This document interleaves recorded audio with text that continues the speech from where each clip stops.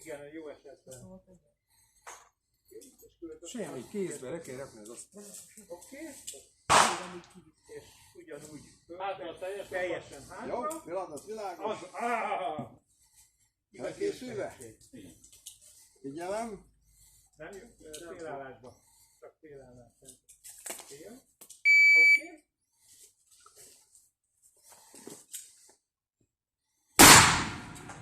Nyugodtan ütítheted a kezedben. Elapér az öt.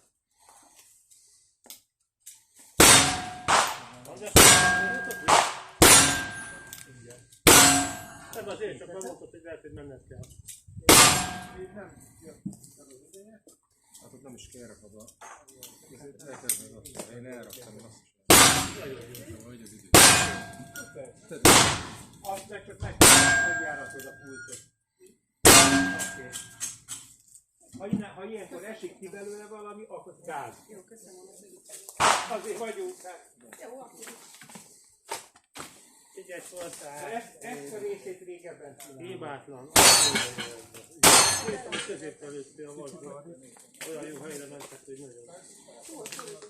Hát de nem tudom, gondolom, lazára hagytad, azt ütött. Oda be kell. Jó lesz? Ja, persze.